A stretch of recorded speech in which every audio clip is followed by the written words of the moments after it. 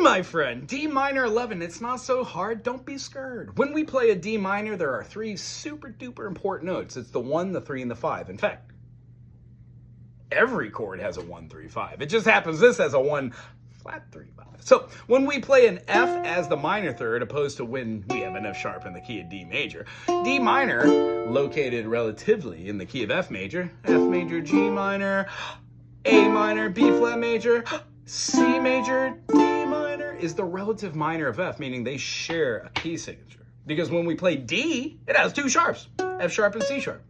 D, E, F sharp, G, A, B, C sharp, D.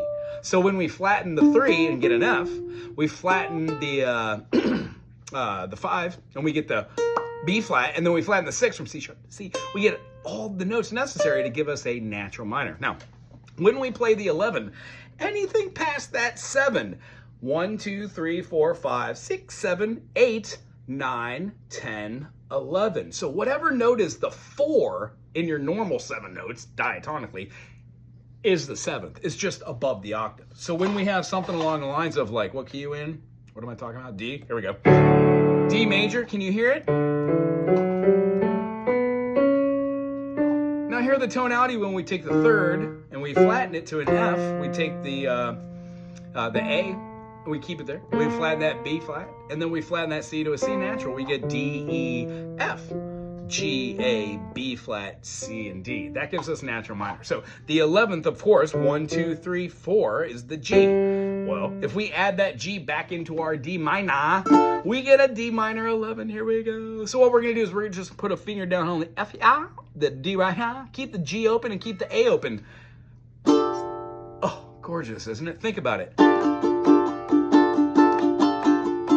That was just a chord, that's me showing chords, yeah. Okay, in fact, that one's an A11, however, still a great one.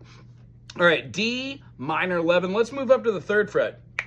Keep that first finger on the E, but we're then gonna take our secondary finger and 3rd finger, and we're gonna play the 5th on the G and the C string, and take our pinky and play the A all the way up top. Now, rock stars, try and get both of these notes right here, and then leave this without letting the back fat mute your E string, and then play that with 3 fingers. So you can have 1 finger for, say it with me, awesomeness. So when we do this, we get the same chord that we were able to get whilst doing it down here and just leaving open the A and the G.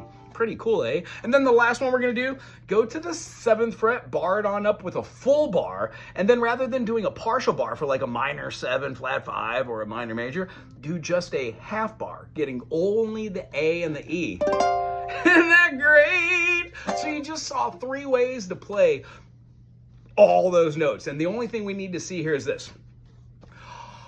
When you go above the octave, meaning this note here, D, E, F, G, A, B flat, C, D, we're looking for this one. We're going to 11, but here's the idea. We have to have a D, F, A for the chord. We need to have the G because it's the 11th, but anytime you go above the octave, you need the minor 7th. You gotta have that C note in there. Hence, each one of these triads dropped one of the notes, F sharp or the A, to provide enough room. Why? Ook only has 4 strings. You gotta make sacrifices. If you enjoyed this exploration into music, subscribe.